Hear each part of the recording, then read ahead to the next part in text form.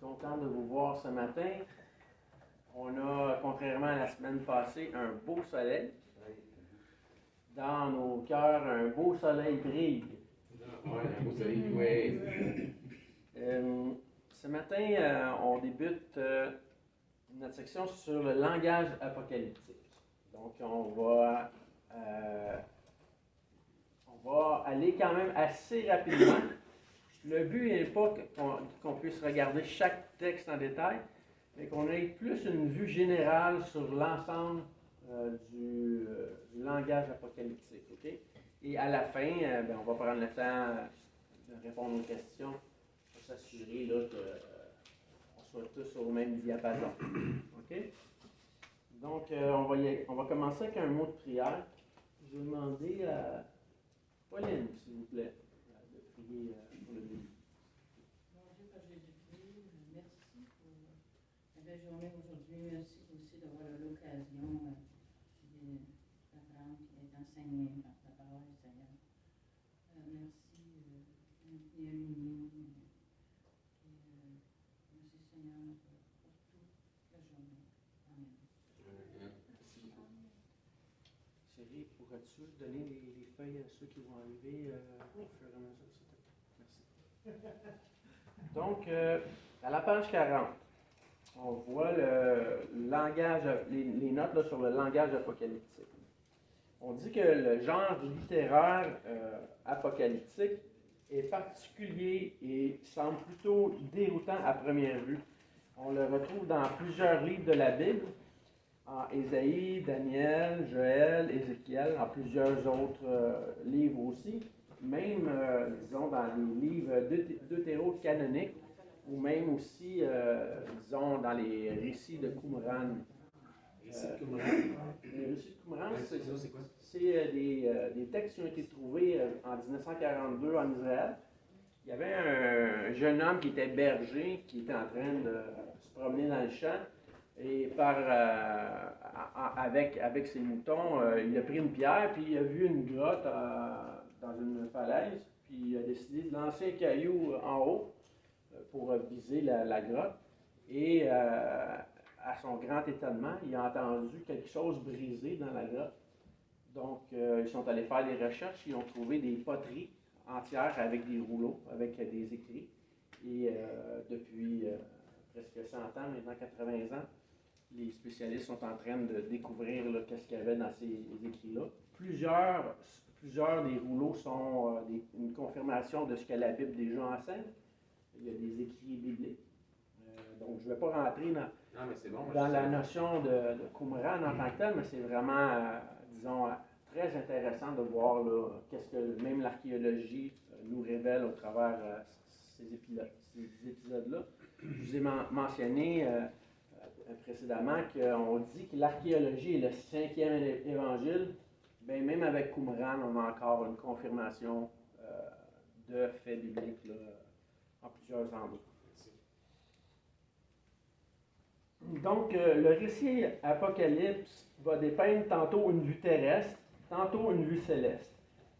C'est une forme d'annonce qui demeure cachée aux yeux des simples mortels qui veulent rester centrés sur eux-mêmes. Ceux qui s'humilient en lisant le texte biblique, en cherchant réellement la signification, vont peu à peu progresser dans la compréhension des Écritures. Toute forme de langage apocalyptique dans la Bible pointe au sacrifice de Christ, à sa résurrection qui définit la voie, la vérité et la vie à saisir en Jésus-Christ. Okay? On ne voit pas un texte apocalyptique qui n'a pas de but. Le but est vraiment de nous révéler Jésus-Christ. Okay? À la page 41, je vous ai mis un résumé rapide pour pas qu'on aille à lire tout le texte qui précède sur le contenu d'un texte apocalyptique. Il est toujours ou très souvent dans un contexte de crise, sous la menace de l'assimilation du croyant par l'agressivité du paganisme qui est ambiant. Il a un contexte qui entoure une forme violente de guerre, de persécution, au sein d'une atmosphère religieuse mitigée et politisée. Donc, quand on parle des récits apocalyptiques, il n'est pas étonnant de penser d'y voir une forme de nationalisme, parce que Israël devait être garante de garder la foi que Dieu avait déjà transmise. Le texte apocalyptique s'exprime au futur. Il vise un accomplissement historique. Il rappelle une grande espérance, donc la foi toujours. Il soumet à un voyage préanticipé pour la foi. Okay? Donc, il y a une vue qui va être saisie là, dans le temps. Donc, elle est tournée vers l'avenir, elle rapporte ou rappelle des événements proches du temps des premiers lecteurs. Donc, si on parle de Daniel, entre autres, Daniel parle de 70 semaines, qui sont en fait 490 ans. C'est sûr que 490 ans, c'est loin. Là. Pour nous, ça nous mènerait, disons, en 2500 ou environ. Donc, c'est quand même loin des 490 ans, mais quand on regarde dans l'histoire de l'homme, c'est quand même une vue proche. Là. Donc, l'espoir est tangible, même pour une période de 90 ans par rapport à Daniel.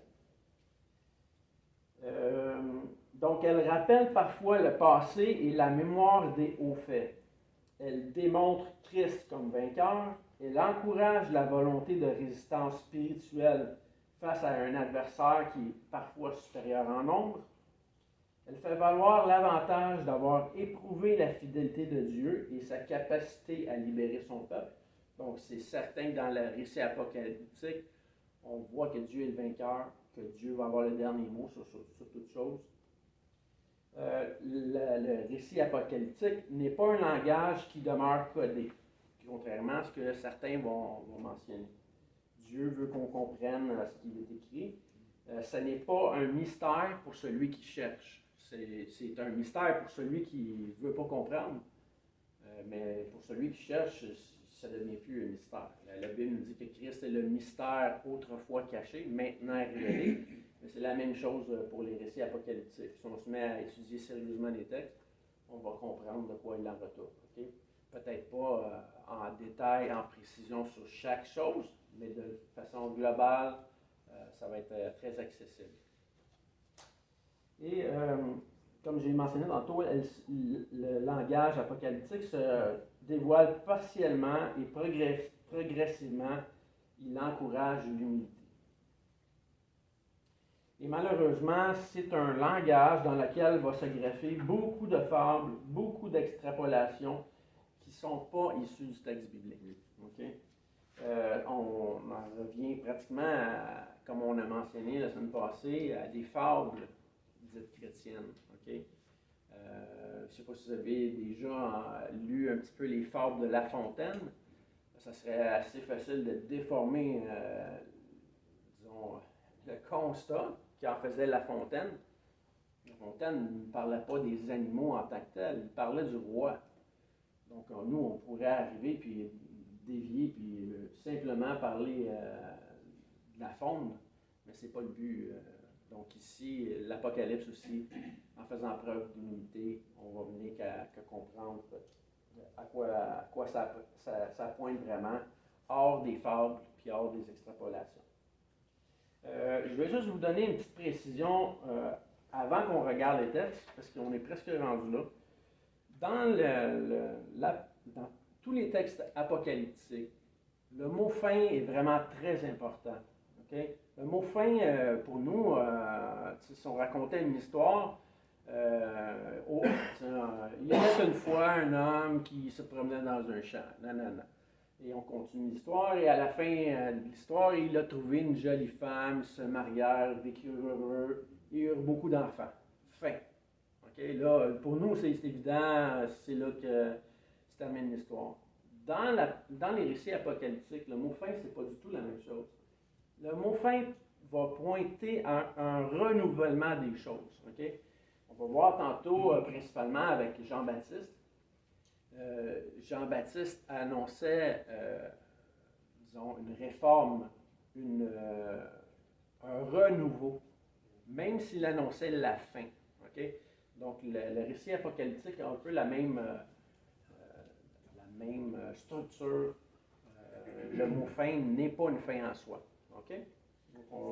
Juste vous gardez ça en tête là, avant qu'on puisse aller dans les textes. Okay? Exact. Le mot fin n'est pas une fin en soi. Parce qu'en fait, si le mot fin était vraiment la fin, on ne parlerait pas de l'éternité. Donc déjà, il y a un parallèle là, à faire important à ce niveau-là. La justifie les moyens. C'est moyen. Et oui, la fin justifie les moyens. Merci à NC Solar encore une fois. À la page 42, on voit au haut de la page quelques conséquences à partir du texte qui sont possibles. On dit que les conséquences en fait des écrits apocalyptiques, c'est d'éclairer la compréhension des réalités historiques censées se passer sur Terre ou ailleurs. Donc, tantôt, comme on a dit, il y a une vue terrestre, tantôt, il y a une vue céleste. Le but est aussi d'aider la compréhension des événements présents, donc les événements contemporains dans la rédaction même du texte, à la lumière du passé, au regard de l'avenir, y compris dans la perspective eschatologique. Donc, on ne se réfère pas nécessairement juste au texte apocalyptique pour dire voici ce qui va arriver et ça va être historique. Non, il y a une vue vraiment complète dans l'eschatologie, dans ce que Dieu veut faire. Ça s'inscrit en bloc là, dans une continuité. On dit que le récit apocalyptique aussi fournit un recours à l'imaginaire, quitte à bousculer les repères normaux de l'espace et du temps, hors des règles habituelles qui définissent la logique, là, disons, du quotidien. Okay? Elle suggère aussi un détachement à l'égard des objets, parfois sous forme allégorique ou allégorique partielle. Comme exemple, les plaies dans l'Apocalypse de Jean ou les animaux dans l'île de Daniel qui représentent différents royaumes. Okay? On a lu la semaine dernière Apocalypse, mais Daniel 7, qui parlait des 4 chevaux. Donc, ici, c'est vraiment sous forme imagée qui nous pointe à des rois. Okay?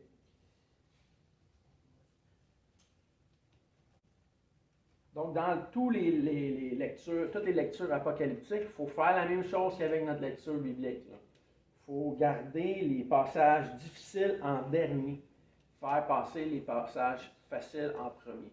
Okay? Ça ne veut pas dire que parce qu'on arrive à un texte difficile, on dit « Ah, lui, on ne le lit pas ». Au contraire, on le lit, on y porte attention, on essaye de comprendre ce que nous dit le texte. Sauf que jamais il va venir contredire un passage qui est très clair et facile à interpréter. On va voir plusieurs exemples tantôt dans les textes qu'on va aller voir. Okay? Le premier texte qu'on pourrait dire de type apocalyptique, on va aller le lire, c'est dans Genèse 3,15. Et vous allez voir, j'ai sorti quelques passages. J'aurais pu en sortir probablement de meilleurs. Je n'ai pas cherché à faire une recherche exhaustive là, sur le sujet. J'ai simplement voulu, comme j'ai dit tantôt, qu'on puisse avoir une idée générale, que ça puisse nous aider par la suite là, à bien identifier quels sont ces genres de textes. Donc, Apocalypse 3,15, je vais demander à Didier, s'il vous plaît, de venir ça fort. Oui, Genèse 3,15. Genèse 3,15. Genèse 3,15? Oui. J'avais-tu dit autre chose? Ouais, t'avais Genèse 3,15, c'est pas sûr que t'as dit Apocalypse 3,15. Ah, ok, excusez-moi. Genèse 3,15, oui. Voilà. Est le premier préambule que nous voyons apparaître dans la Bible. Ce texte court laisse peu de marge interprétative. Non. Lis-moi dans ta Bible. Dans la Bible. Pas dans les notes. Oui. Mais écoute, c'est bien, on spécifie. Je mettrai inimitié entre toi et la femme, entre ta postérité et sa postérité. Celle-ci t'écrasera la tête et tu lui blesseras le talon. Parfait, merci. Est-ce que ici dans le texte, on est capable d'identifier qui est la femme?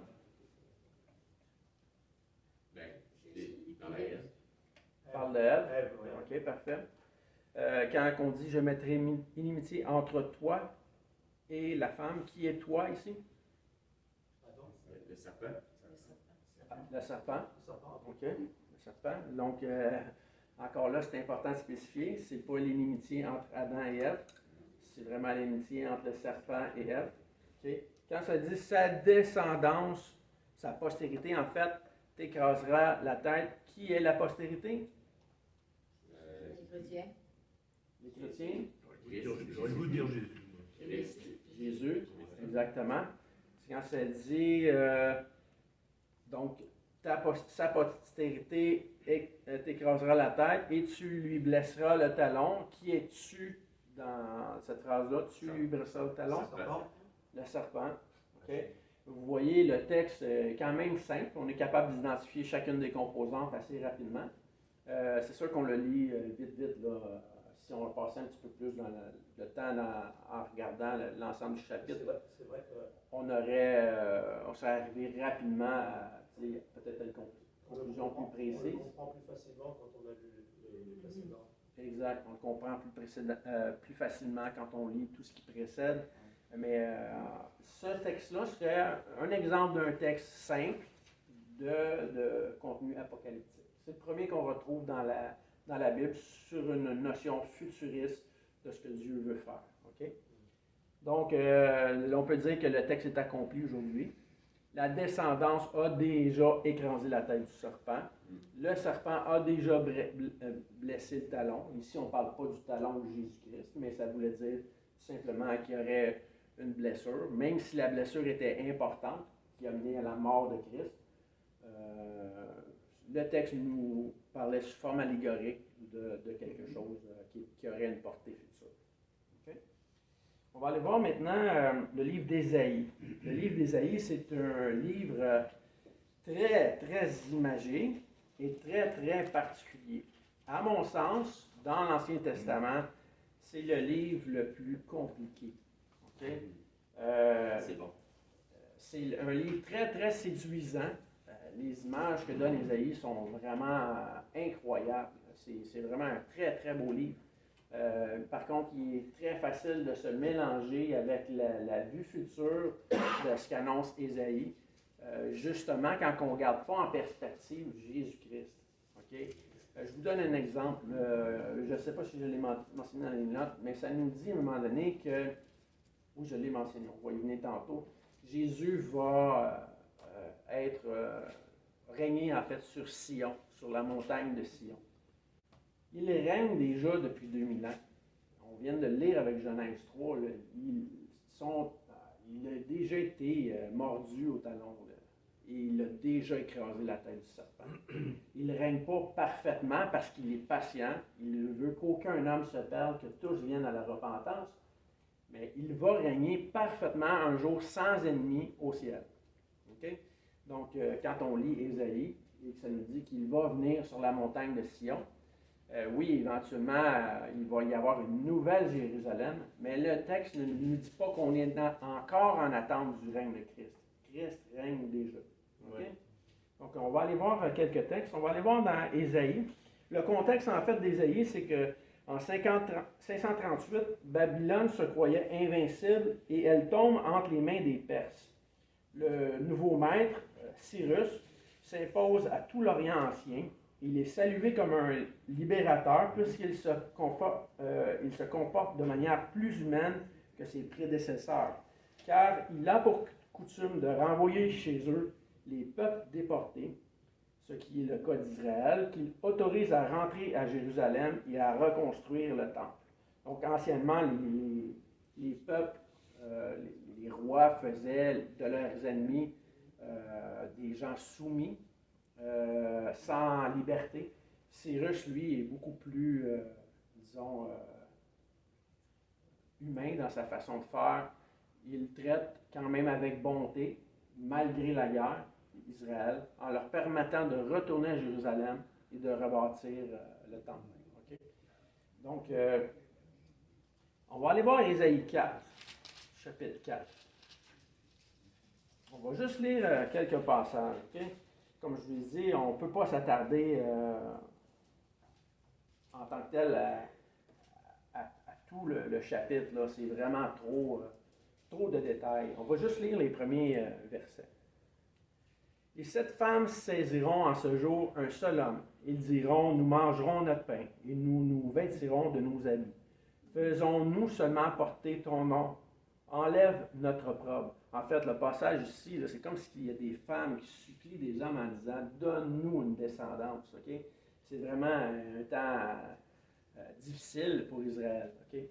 Et ça nous dit en ce temps-là. Donc, il y a une vue future là, qui est annoncée dans le texte. Si on regarde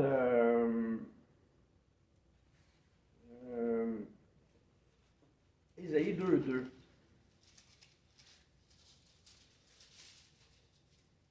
donc ça dit, il arrivera dans la suite des temps que la montagne de la maison de l'Éternel sera fondée sur le sommet des montagnes, qu'elle s'élèvera par-dessus les collines et que toutes les nations y afflueront. Je vous pose la question. Ici, la maison de l'Éternel faisait référence à quoi? Selon vous? Quand on dit « allons à la maison de l'Éternel » dans les psaumes, on fait référence à quoi? Pardon? On fait référence au temple. OK? Donc ici, il nous parle d'un temple. La montagne de la maison de l'Éternel sera fondée sur le sommet des montagnes. Est-ce que ça nous dit que le temple aujourd'hui est au-dessus de toutes les montagnes dans le texte? Non? Ça nous dit il sera. OK? Est-ce qu'il y a un temple aujourd'hui? Est-ce qu'il y a un temple aujourd'hui? Je te dirais que oui. Il y a un temple. Il y a un temple. Ah oui. Nous sommes le temple du Et Saint-Esprit. oui. Où est le temple au-dessus des montagnes? Au-dessus des puissances? Le temple est l'Église, le corps de Christ. OK? Fait que, à chercher un nouveau temple, là, on fait fausse route. Le temple est déjà présent. Il n'y aura pas un nouveau temple hors de Jésus-Christ. S'il y avait un nouveau temple à Jérusalem, selon le texte, il faudrait qu'il soit situé au-dessus de toutes les montagnes, ce qui est une impossibilité, à moins que Dieu fasse élever la montagne. Et même s'il y avait un temple au-dessus de toutes les montagnes, on ne pourrait même pas y adorer. Les gens ne pourraient même pas s'y rendre. Là. Je pense qu'il y a peut-être seulement 5% des gens qui sont capables de graver l'Everest. Imaginez-vous s'il y avait un temple encore au-dessus de toutes les plus hautes montagnes.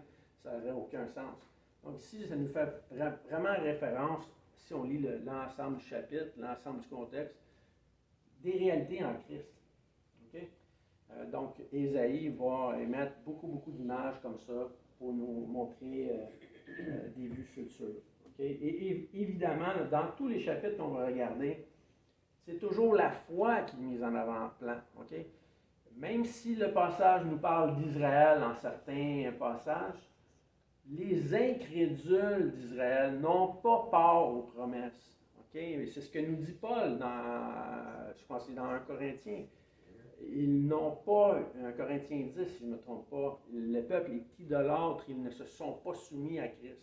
Mais les Israélites crédules, qui ont réellement cru au Seigneur, qui marchent par la foi, eux ont part aux promesses, même s'ils n'ont pas vu Jésus-Christ. Okay? Leur espérance était dans le Sauveur. Ils croyaient qu'ils étaient pécheurs, que Dieu était leur seule justice. Okay? On va aller voir maintenant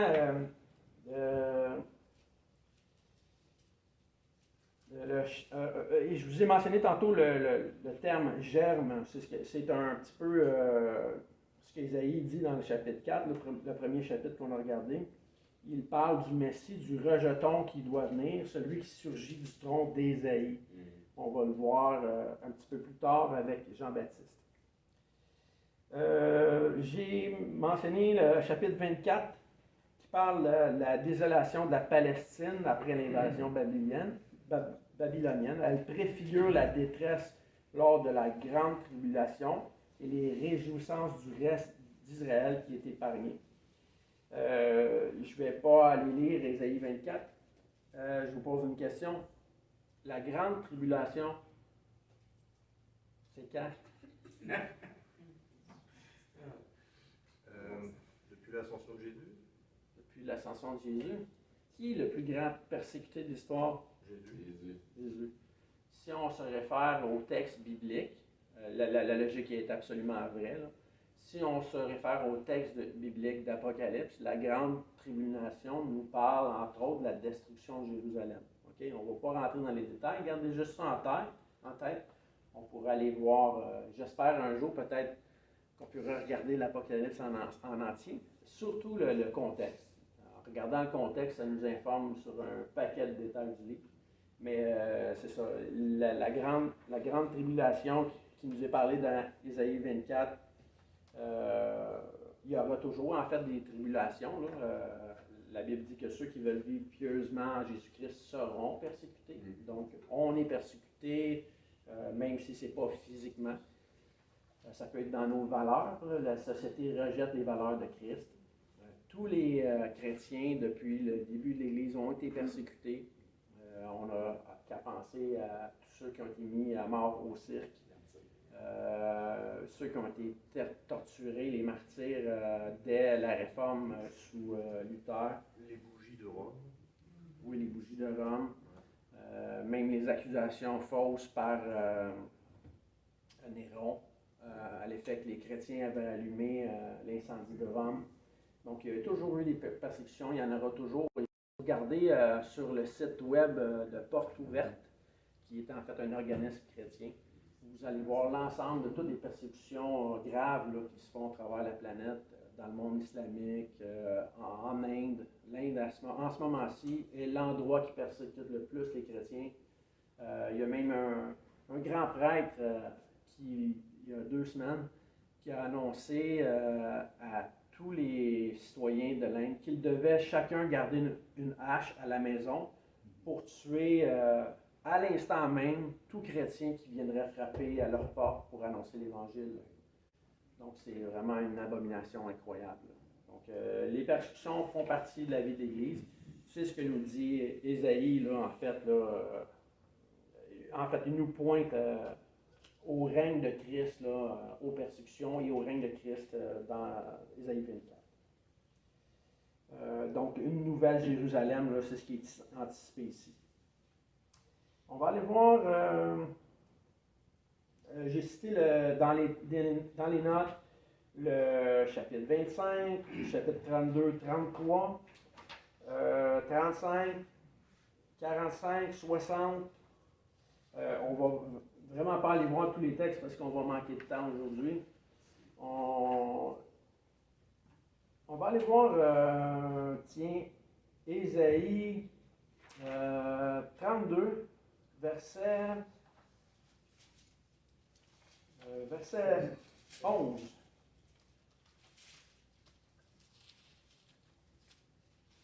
Comme je saute beaucoup de notes, c'est un petit peu dur pour moi de me référer de façon précise, là, mais comme je vous dis, ça nous donne juste une vue générale. Donc, 32, verset 11. Commençons au verset 9. Quelqu'un voudrait me lire ça, s'il vous plaît? Femme insouciante, levez-vous, écoutez ma voix. Facile, fille indolente, prêtez l'oreille à ma parole. Dans 1 an et quelques jours, vous tremblerez, indolente, car sans effet de la vendange, la récolte n'arrive pas. Soyez dans l'effroi, insouciants. Tremblez, indolents. Déshabillez-vous, mettez-vous à nu et saignez vos reins. Excellent, merci beaucoup. Dans le texte qu'on a lu, on voit que c'est vraiment très dur. Hein? C'est pas, on n'est pas en train de flatter les gens. Là. Le but de l'écrit est de vraiment apporter à la repentance. Et j'ai dit, aviez-vous bien compris? J'ai vu que vous avez fait un petit signe. Là. Oui. Le but était d'apporter le peuple à la repentance. Est-ce que vous pensez que toutes les femmes d'Israël, toutes les vierges se sont repenties? Non, absolument pas. Hein? Absolument pas. Donc, l'appel, en fait, est toujours à celui qui manifeste la foi, okay? Qui veut vraiment changer. Donc, toujours amener à la foi conforme. Je vous pose une autre question, on ne va pas aller voir dans le texte, là. Mais est-ce qu'il y a une paix plus grande en Sion ou en Jérusalem que celle qui est en Christ? Vous êtes sûr? Est-ce qu'il y a une paix? Est-ce qu'il y a une paix plus grande en Sion, Sion en fait c'est Jérusalem, que la paix en Christ? Ah non, c'est la paix en Christ. La paix plus grande en Christ. La paix est plus grande en Christ. Ouais. Donc quand le texte nous parle d'une paix en Sion, il y aura une paix en Sion. C'est la paix en qui? C'est la paix en Christ. Est-ce que c'est la paix dans une vue de sionisme? Dans une vue de bâtir un nouveau pays qui s'appelle Israël, composé de musulmans, d'incrédules, d'athées, d'agnostiques, de parades de fierté? Non, hein? Donc, encore, les promesses sont en Christ. Oui, mon frère? La succession d'énumération que vous allez me faire, les musulmans, etc., par rapport aux juifs. Oui. Est-ce que ça explique que ce sont une forme de séparation diamétrique? En fait, oui, ça explique, et ça n'explique pas en même temps. Israël a choisi la voie des nations. Elle a choisi de ne pas croire en Jésus-Christ. Évidemment, il y a des Juifs qui croient qui sont chrétiens. Mais l'ensemble de tous ceux qui se revendiquent être israélites au travers de la planète, là, pas seulement en Israël, parce qu'il y a des Juifs à New York, il y a des Juifs en Floride, il y a des Juifs un petit peu partout, il y a des Juifs en Afrique. Donc, l'ensemble des Juifs ont rejeté Jésus-Christ. Ceux qui prétendent être Juifs chrétiens, eux ont cru au Seigneur, mais Israël n'aura jamais de paix dans une vue sans Jésus-Christ. C'est en Jésus-Christ, Jésus qui dit « Je suis le chemin, la vérité et la vie. Nul ne vient au Père que par moi. » Donc, comment Israël pourrait accéder à cette paix-là sans Jésus-Christ? C'est leur sauveur, ils le rejettent. Les textes qu'ils lisent de la loi, de l'ancienne alliance, pointent tous à Jésus-Christ et malgré tout, ils le rejettent. Donc, il n'y a pas de paix possible pour Israël. Aspirer même en tant que chrétien à un nouveau pays qui s'appelle Israël est une fausseté incroyable. Il y a pas, le peuple, le corps de Christ est uni en Christ et pas uni en Jérusalem. On n'a absolument rien à gagner à aller reconquérir Jérusalem.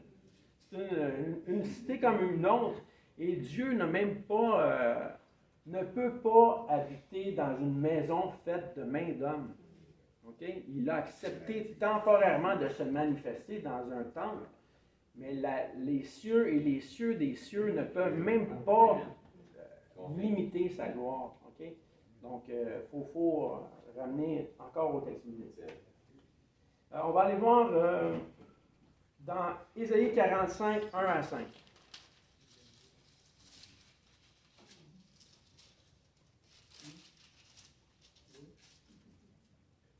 Ça nous dit ceci. « Ainsi parle l'Éternel à son oint, à Cyrus. » En fait, Cyrus est le roi de Perse. Okay? Et ici, Ésaïe, en fait, annonce 150 ans d'avance qui sera le roi. Okay? C'est incroyable, là. Donc, il dit le oint de l'Éternel et Cyrus, un étranger, un roi de Perse. Okay? On continue le verset, au verset 2. Je vais recommencer. Tiens. Ainsi parle l'Éternel à son oint, à Cyrus, qu'il tient par la main pour terrasser les nations devant lui et pour relâcher la ceinture des rois, pour lui ouvrir les portes afin qu'elles ne soient plus fermées. Je marcherai devant toi, donc encore Cyrus, j'aplanirai les chemins montueux, je romprai les portes d'airain, je briserai les verrous de fer, et ainsi de suite, et ainsi de suite. Donc Dieu dit qu'il sera avec Cyrus. Le but était de délivrer, de détruire les ennemis et de délivrer Israël. Okay? Même si Israël était en captivité. Okay? Donc le but du passage, en fait, c'est de dire qu'il n'y a pas de Dieu en dehors de moi. C'est ce que Dieu dit. Il n'y a pas de Dieu en dehors de moi. Okay? Donc, l'ensemble du passage, même s'il est sur une vue apocalyptique, dans une vue future, c'est en fait une prophétie, nous pointe encore aux réalités là, qui sont en Dieu seul. Okay? En la foi, en Dieu seul. Je vous invite à lire le chapitre 60 d'Ésaïe. Le passage ne parle pas d'Israël en fait, mais des convertis à Christ.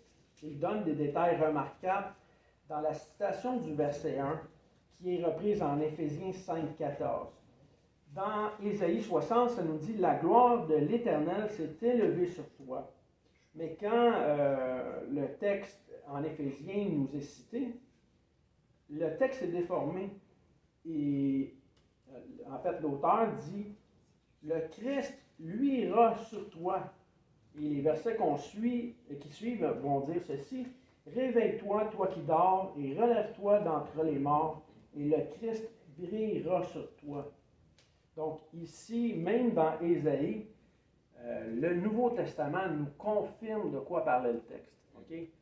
Réveille-toi, toi qui dors, relève-toi d'entre les morts, et Christ t'éclairera. Donc la réelle lumière annoncée par Ésaïe est vraiment le salut en Jésus-Christ. Et dans l'Apocalypse, qu'Éric nous a lu il y a quelque temps, au chapitre 21, versets 21 à 27, ça nous parle des 12 portes qui étaient 12 perles. Chacune des portes était d'une seule perle, et la place de la cité était en or pur, comme du verre transparent. Mais je ne vis pas le temple en elle, car le Seigneur Dieu le Tout-Puissant est son temple, ainsi que l'agneau. Et la cité n'a pas besoin du soleil ni de la lune pour l'éclairer, car la gloire de Dieu l'a illuminée, et l'agneau est sa lampe. Et les nations marcheront à sa lumière. En fait, les nations, ici, c'est les convertis. Et les rois de la terre lui apporteront leur gloire. Encore les rois convertis, parce que en fait, la chair et le sang n'héritent pas de la vie éternelle. Donc ici, on parle vraiment de ceux qui auront le corps glorifié. Verset 25, ça dit « Et ces portes ne seront certainement pas fermées de jour, car il n'y aura pas de nuit. Et on lui apportera la gloire et l'honneur des nations. Il n'y entrera aucune chose souillée, ni celui qui commet une abomination ou un mensonge, mais ceux qui sont écrits dans le livre de vie de l'agneau. » En fait, le passage nous dit que tout genou va, en fait, résume un petit peu le fait que tout genou va fléchir. Les genoux qui fléchissent volontairement vont être au ciel. Les genoux qui plient de force, donc les incrédules, vont à l'enfer dans le lieu réservé pour les démons, les anges déchus, en fait, et Satan. Okay? Donc, c'est le fun de lire ces textes-là, parce que à chaque fois, on a comme un point d'interrogation en lisant les textes. On se dit, de quoi parle l'auteur? Qu'est-ce qu'il dit réellement? Mais si on prend le temps de vraiment décortiquer, de lire patiemment, pas en se disant, ben voyons donc, ça n'a pas de sens, ou en extrapolant. Quand on regarde vraiment de quoi il retourne le texte, ben, justement, on est capable d'arriver à un point précis, puis de donner gloire à Dieu. Donner gloire à Dieu correctement. Okay? Parce qu'il y a beaucoup de gens qui donnent gloire à Dieu de toutes sortes de façons, tout croche. Donc, c'est important de regarder ce que Dieu dit vraiment. On va regarder Jean-Baptiste rapidement, et on va terminer par la suite. Dans Luc 1, 14 à 17, Jean est comme un type, un genre d'eschatologique apocalyptique. Verset 14 de Luc 1, il nous dit « Il sera pour toi un sujet de joie et d'allégresse, et plusieurs se réjouiront de sa naissance, car il se... excusez, je me trompe là. Ici, ça nous parle de Jean-Baptiste. Donc, on recommence, verset 14. « Il sera pour toi un sujet de joie et d'allégresse, et plusieurs se réjouiront de sa naissance. Car il sera grand devant le Seigneur, il ne boira ni vin ni liqueur enivrante, Il sera rempli de l'Esprit Saint dès le sein de sa mère. Il ramènera plusieurs fils d'Israël au Seigneur, leur Dieu.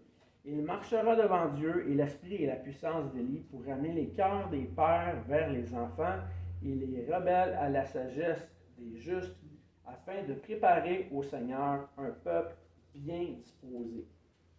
La question que je vous pose, est-ce que le peuple d'Israël est tout en entier disposé? Non. Jean-Baptiste vient réconcilier certains pères et certains fils, pas tous les pères et pas tous les fils. Okay? Encore la foi est vraiment précise. Il y a encore des pères et des enfants qui sont pas dans la paix, qui sont divisés. Jésus lui-même avait dit, je ne suis pas venu apporter la paix, mais l'épée. Pas l'épée physique comme les musulmans le proposent, mais la division. Il y a des gens qui ne croiront pas, qui ne voudront pas croire, et il y a des gens qui consentent à croire. Okay? Donc, même quand le père de Zacharie recouvre la parole, ça nous dit ceci dans Luc 1,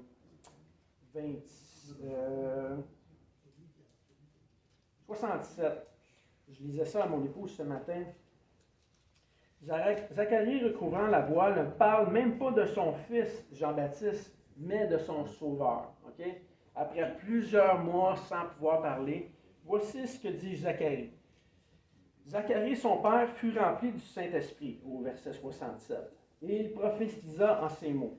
Béni soit le Seigneur, le Dieu d'Israël, de ce qu'il a visité et racheté son peuple, et nous a suscité un puissant sauveur dans la maison de David, son serviteur, comme il avait annoncé par la bouche de ses saints prophètes des temps anciens, un sauveur qui nous délivre de nos ennemis, de la main de tous ceux qui nous haïssent. C'est ainsi qu'il manifeste sa miséricorde envers nos pères et se souvient de sa sainte alliance, selon le serment par lequel il avait juré à Abraham, notre père, de nous de nous permettre, afin que nous serions délivrés de la main de nos ennemis, de les servir sans crainte, en marchant devant lui dans la sainteté et dans la justice tous les jours de notre vie. Après avoir dit ceci, Zacharie parle de son fils. C'est de son sauveur qu'il se réjouit. C'est de son sauveur qu'il est émerveillé après tant de mois sans avoir parlé. Pas de son fils nouveau-né. C'est incroyable. Quelle belle observation, ça. C'est incroyable. Donc, même si Zacharie parle du sauveur qui vient de naître, il relate ce qui avait déjà été annoncé, entre autres par Isaïe, et il prophétise sans apporter une nouvelle prophétie. Il prophétise la prophétie. Okay? Il pointe au texte biblique. Okay? On a déjà parlé de la prophétie dans un précédent cours. Paul dit « Je veux que tous prophétisent ». Ce n'est pas d'annoncer des choses nouvelles, c'est d'annoncer des choses déjà consignées. Okay? Tout le monde peut faire ça. Hommes, femmes, enfants peuvent prophétiser, exhorter à la parole. Ça ne veut pas dire d'être des enseignants, là. Mais ça veut dire que tous peuvent, en fait, on doit tous le faire. On doit parler de notre Sauveur, on doit parler de la foi. Allez et faites des nations des disciples, enseignez-leur à garder tout ce que je vous ai prescrit, a dit Jésus. Donc, chacun doit prophétiser la prophétie. Okay? Et ne jamais aller au-delà.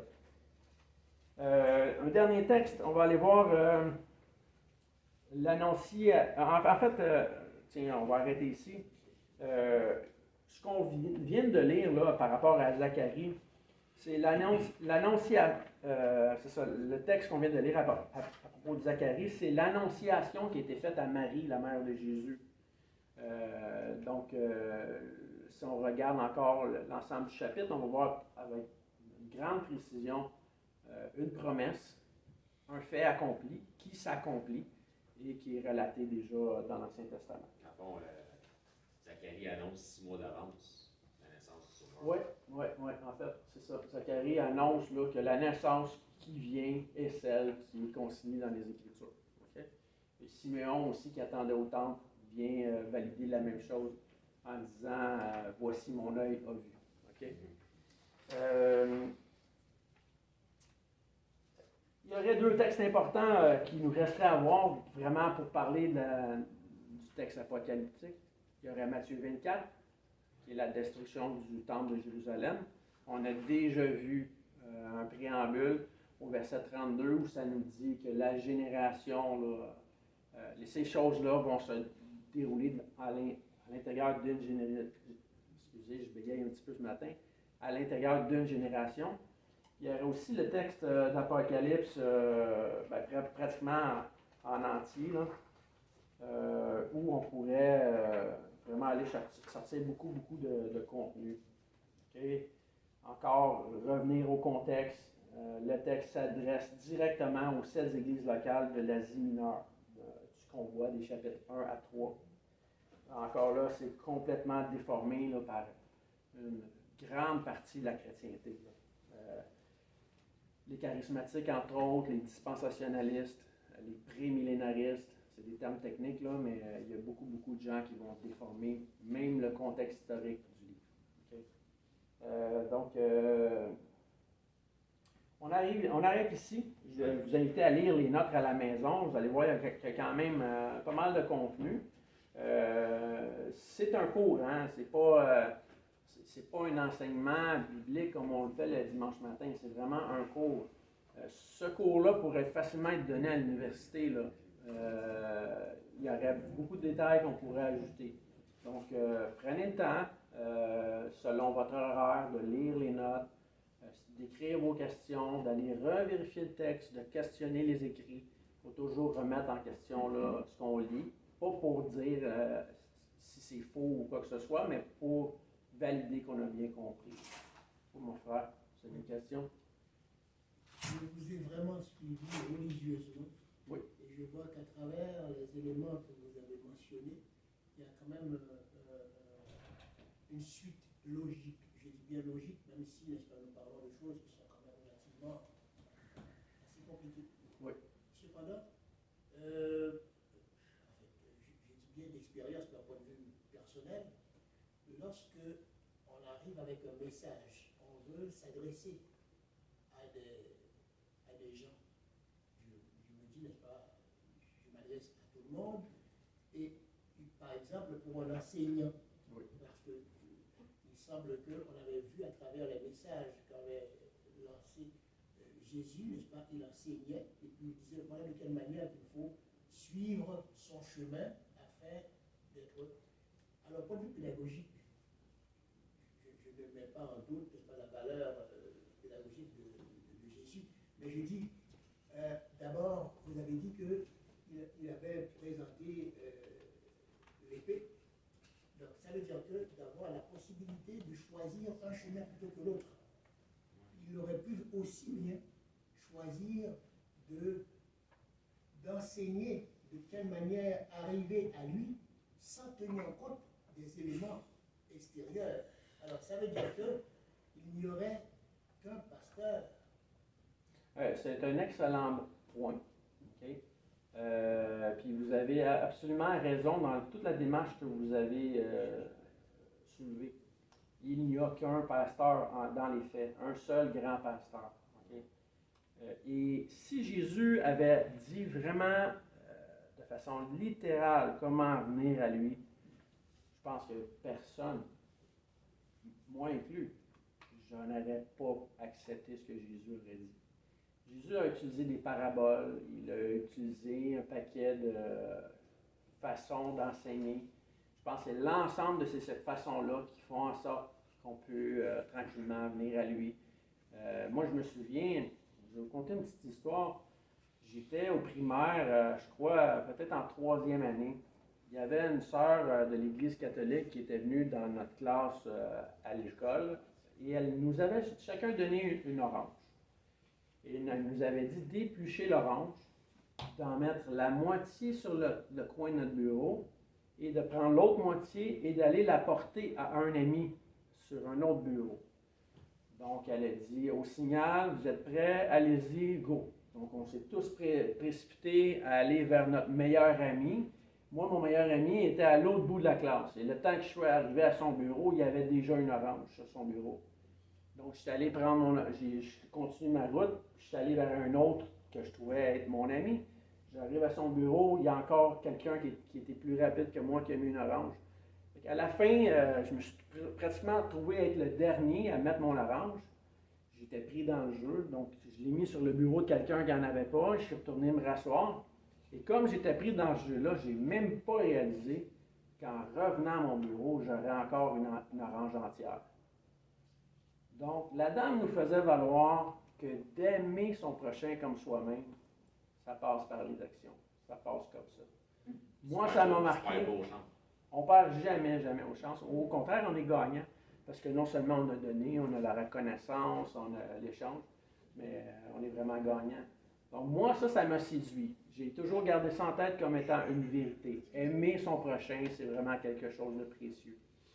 Mais si on m'avait parlé, je ne sais pas, d'une autre prophétie, l'homme sage qui bâtit sa maison sur le roc, j'aurais peut-être été trop orgueilleux, puis j'aurais juste dit, je ne crois pas ce que Jésus enseigne. Donc, oui, éventuellement, il y a un seul grand pasteur, mais Jésus nous dit qu'au-delà de la notion des anciens, la Bible nous dit qu'on doit tous exhorter, se conduire comme étant des modèles. Ce n'est pas toujours facile à faire. Hein? Ça prend un temps, il y a un processus d'apprentissage là-dedans. Mais Dieu nous appelle à marcher de progrès en progrès pour pouvoir guider les autres. Le serment, était-il obligé de l'avoir? Jésus, vous voulez dire? Oui. Si on est obligé d'avoir Jésus? Non. Le serpent, je parle. Ah, le serpent, ben moi je crois que oui. N'est-ce pas, Moi je crois que oui. Je pense que c'est un moyen pour Dieu encore de se glorifier et de montrer sa grâce, sa justice, son amour. Parce qu'au travers de tout cet épisode-là, Dieu fait grâce. Dieu fait grâce aux humbles, il résiste aux orgueilleux. Donc, oui, je crois que c'était utile. Et même, on va rendre gloire éternellement à Dieu pour sa gloire. Dieu veut sauver tous les hommes. C'est les hommes qui sont durs de cœur, ils ne veulent pas être sauvés. Romains 10, 16, entre autres, si vous allez voir dans les Écritures. Donc, on va arrêter ici pour aujourd'hui. Okay? Je vous remercie d'avoir assisté. On va terminer avec un mot de prière.